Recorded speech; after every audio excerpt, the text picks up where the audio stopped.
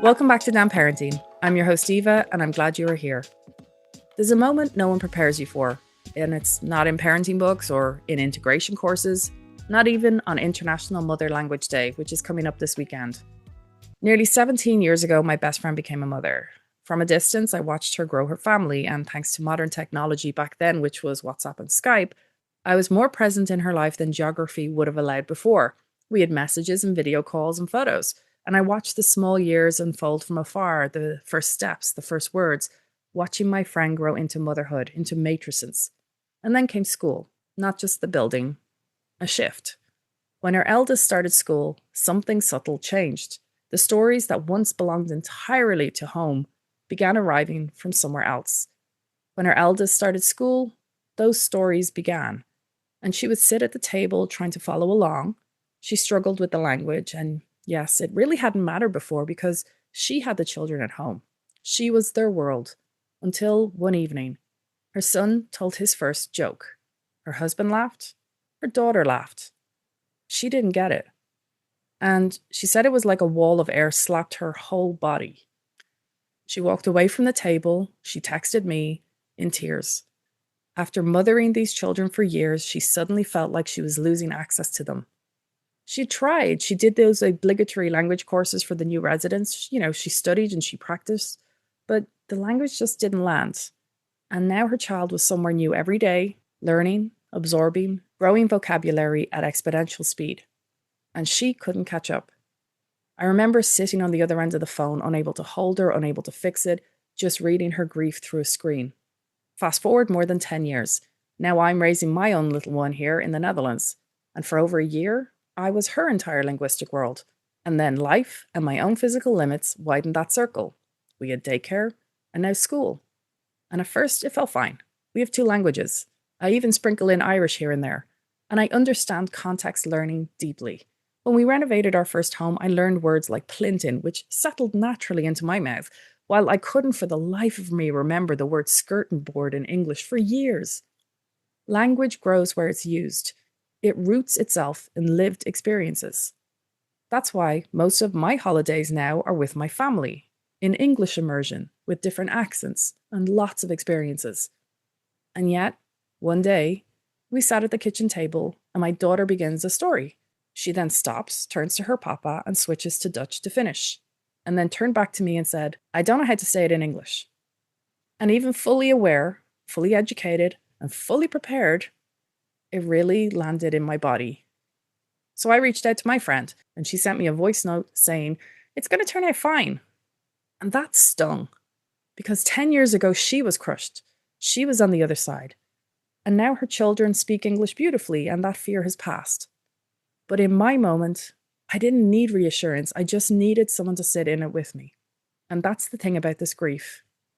If someone isn't in it at the same time, they may not remember the weight of it. They might just try to problem solve it or wave it away.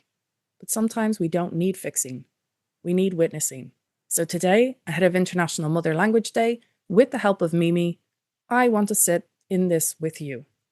If your little one is speaking Dutch and you don't fully understand, if you've ever felt that quiet punch in the gut, know this. You're not dramatic, you're not failing, and you are not alone. We're going to unpack it gently, understand it, and hold space for the grief that no one celebrates. Because protecting a home language, it's not about resisting our local society. It's about protecting access to ourselves, our child, and to the relationship. So let's widen this lens. Last time we spoke with Mimi, we spoke about the emotional language before school. So today we're going to ask, what happens when school reshapes that emotional language entirely? Mimi, welcome back. Hi, it's great to be back. Thank you for having me. So as you heard in that very long intro I just did, this is actually a personal one for me, and I really feel this just isn't spoken about at all. So let's get into why we are doing this topic this month. Well, as you mentioned, we're celebrating International Mother Language Day on Saturday, but even more so, we're celebrating our native languages. And we talk about how to support them, whether we should support them, what we need to do. But we rarely talk about what happens when your child becomes more fluent in the societal language than you are.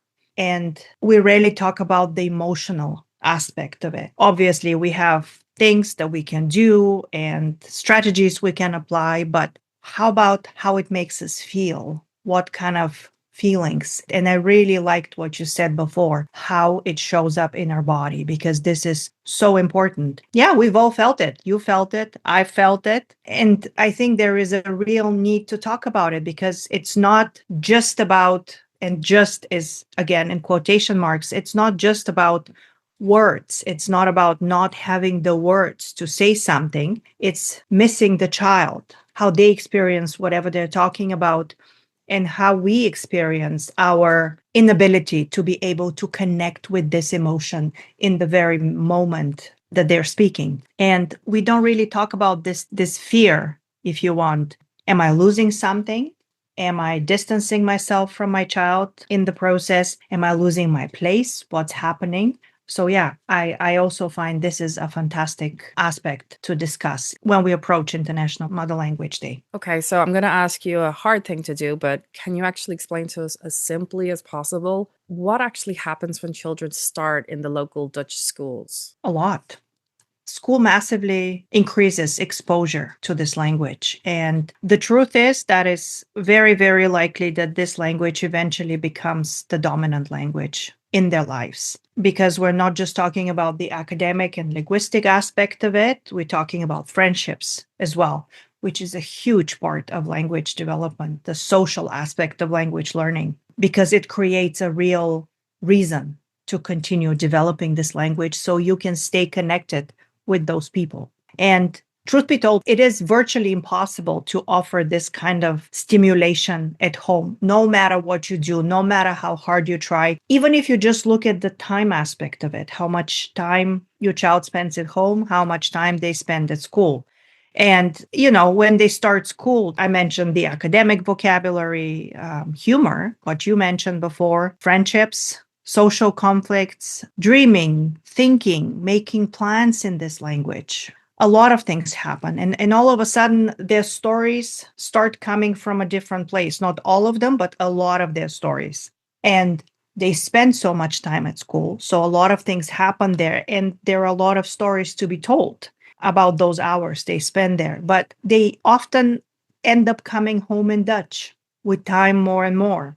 But you don't fully live in Dutch, your family doesn't fully live in Dutch. So perhaps you understand the sentence, you understand half the sentence, sometimes you understand a lot of it, the gist, but you miss the nuances, the tone, the social codes. And very often, this is what makes the story, And you start to wonder and be really thinking about the fact that perhaps a part of you doesn't belong in their world anymore. And this hits really hard. Absolutely. And as I explained in my opening, it hit my best friend very hard, but it's also hit me hard equally. And even though I've been through it with her at a distance, her reaction to me was not exactly what I was needing because she's gone through and now she's out the other side. She doesn't have that fear anymore. But this just isn't something we really actually hear about. No one's talking about it. It's not something we have in the conversations day to day when we meet up with our babies because our babies are really young. And in school, we're all very busy. We all have to work and manage our house and take care of the family. So, can you help us understand why this is so hard? I think one of the biggest things is it makes us vulnerable and it makes us think about aspects we don't want to think about. It hits us on an emotional level because it is a very emotional process. And very often we kind of brush it off thinking it's not a big deal, or maybe it's just in my head. But as you said before, it's also about access. It's about the fact that we might be slowly losing access to our children or aspect of our relationship. When friends start coming to your place, play dates, Dutch in our context, living in the Netherlands, or whichever else school language you're immersed to, it comes more in this language rather than your home language. And then there is this gap.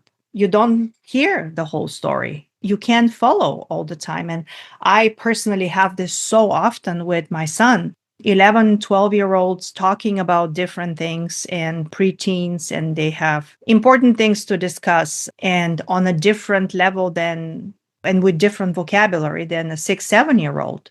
And they have more pronounced vocabularies, richer vocabulary. And sometimes I have a really hard time following. And my son has a really good friend, and he gets very excited about anything and everything. And when he tells you the story, sometimes he speaks so fast and he wants to include you, but I can't follow all of it because I miss half of it. And I'm nodding and smiling, and I'm asking for clarification. But just the other day, I had to ask my son, so did I understand properly what he said? Did I understand everything? Because they dumped everything and then they left. And I feel like I'm missing a big part of it. I hear the gist, I understand the gist of what happened, but how about the details? It's like I'm losing a part of my bond.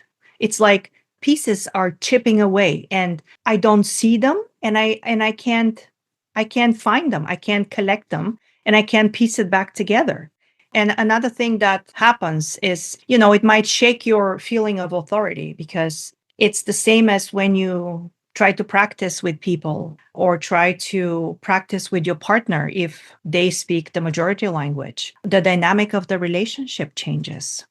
And it's not the same as when both of you would speak the same language on a similar level. With your children, it feels like, am I losing my authority? What is happening? But it can really feel like the ground is changing. It might be too much, but sometimes I feel like it's a tectonic change, especially when it's something big and I don't get all of it and I feel smaller. It makes me feel smaller. I'm a very visual person, so this is how I feel it in my body. I shrink somehow, and it's not a good feeling. Yeah.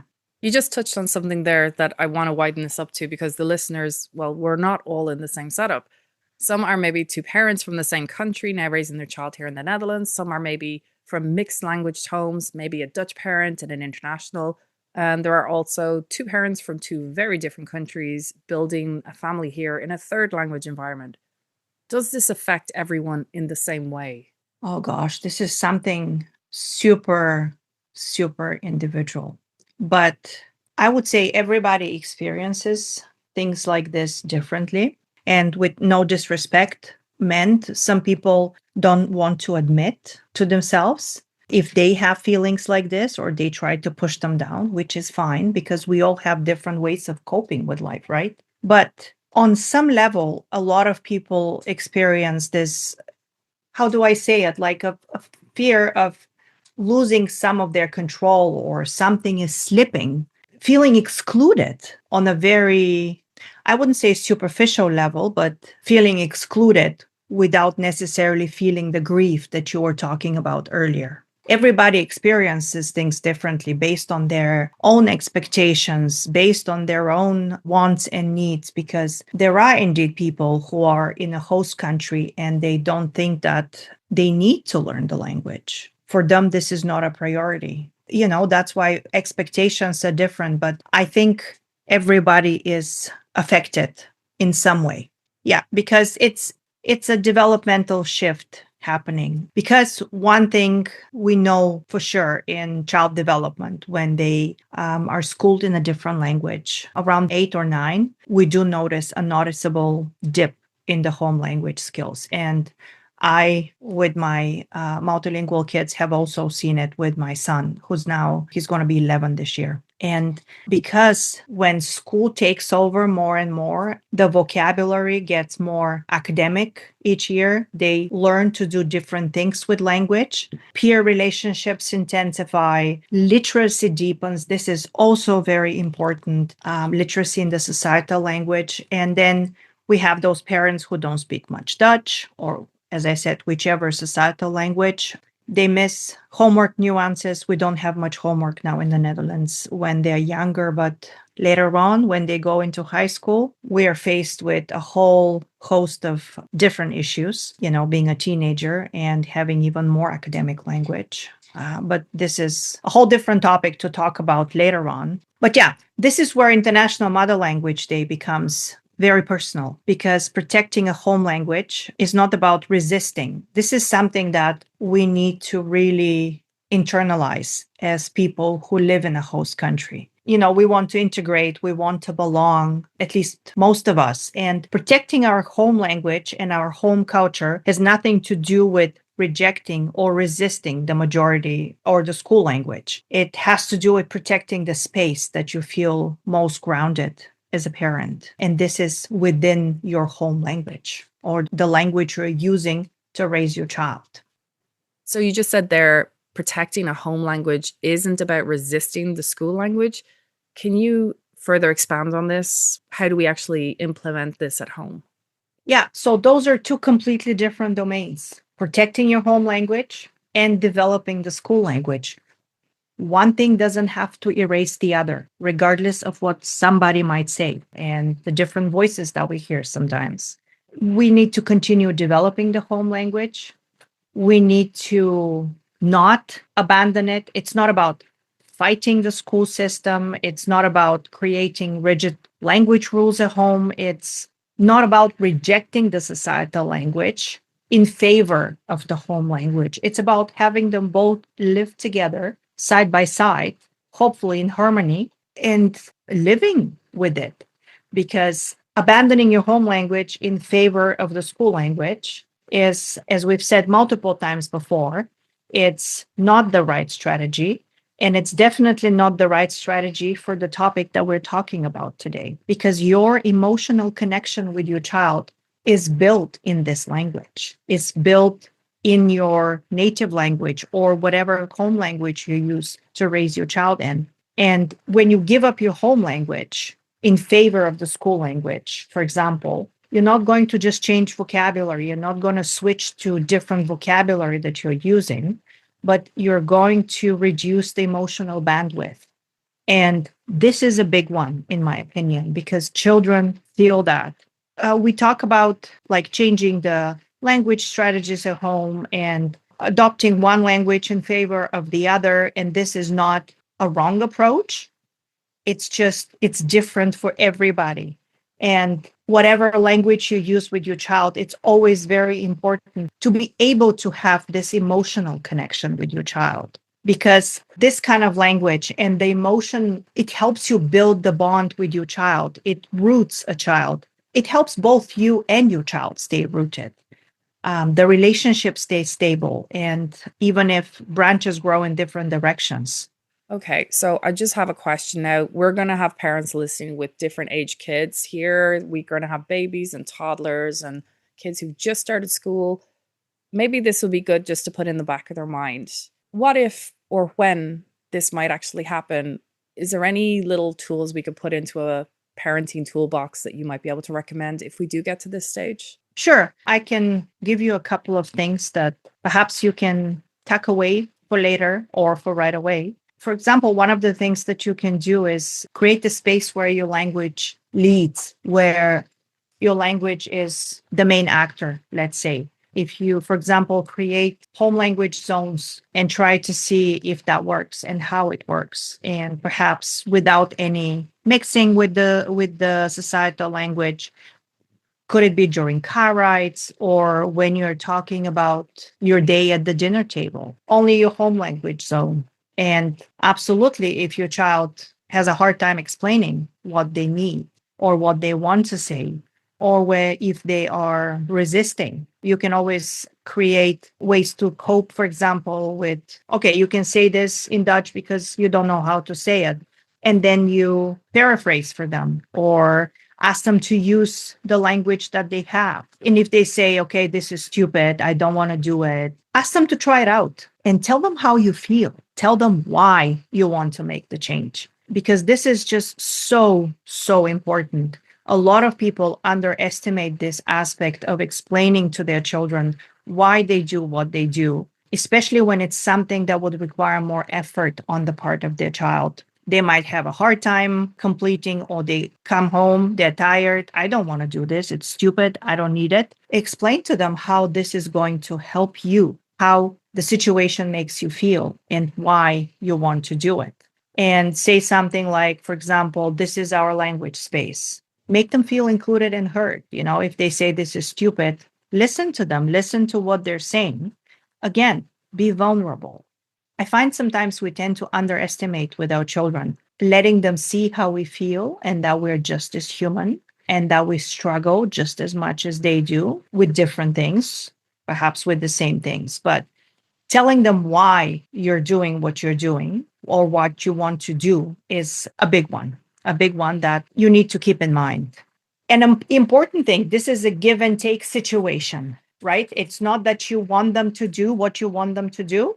Let's say create those language zones and they are working through it more willingly or not at times, but try to reciprocate and stay curious about their world. Ask them for explanation. What does this mean? What did he say? And I didn't understand this word and how this is different than another expression. A lot of little things that would show to your child that you're showing interest. Because again, you're not competing. There is no competition here. Your home language is not competing with the Dutch. You're trying to build a bridge and combine the two worlds, not build a wall and divide it. You want to hold the door open and listening to them and helping them through, asking them to do something you want them to do, and you need to reciprocate, especially when children get older. This is a really big one. And make sure to protect the emotional dominance. It's again about the majority language.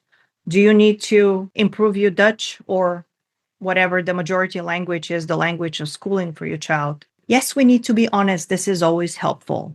This is always helpful. We all have different reasons for not being able to progress with our learning of the societal language. Mine is always, I don't want to make people wait. I want to be sure that I want to say everything correctly because before I say anything. And honestly, I know this is not a good strategy for language learning, but we all have our personalities and our baggage that we carry around with us, all the different experiences, our beliefs from the past. But more or less, it's always a good idea to learn a little bit of the societal language and to continue improving it. But emotional closeness with your child, that goes beyond that.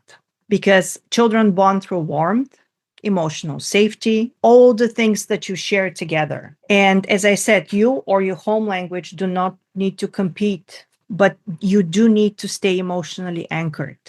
Because for you, that happens through your strongest language and through the language that you've chosen to speak with your child. One thing I want to say at the end is, again, I think I've repeated myself a couple of times throughout this chat that we're having today, but protecting our home languages doesn't mean that we're resisting society or the societal language. We are protecting emotional access. We're protecting our emotional access. Apart from other things, we're protecting our emotional access to our children because we don't want to let the societal language erase our voice. We need to stay present in the language that we feel most ourselves. And this is not selfish. It's empowering. Well, Mimi, thank you so much for joining me on this episode. And I'm so glad we got to sit down and really just talk about this. That's, I don't think anyone really talks about. So thank you so much for delving into it from a professional aspect, from your angle, but also the emotional aspect for all the parents out there as well to feel seen, feel heard, and hopefully feel helped. So thank you, Mimi. Thank you. So International Language Day, it's not only about preserving languages, it's about protecting connection. Your mother tongue roots your child, and it also roots you. And when both stay rooted, the relationship, it doesn't weaken, it stretches. Branches can grow in new directions without the trunk losing strength, as Mimi has said. So this week, speak your language with confidence. Not perfectly and not competitively, just consistently. For them, for you, and for your closeness. You are not losing your child, you're just navigating expansion. And expansion can feel wobbly, but it's still growth. If you enjoyed today's conversation, please think of a few people who could benefit from it. Share it with them and tell them where they can find Damn Parenting Podcast. Many of our listeners find their way to the show based on the recommendation of others, and I would love it if you would be an ambassador for the show. Thank you for listening, and hear you next time.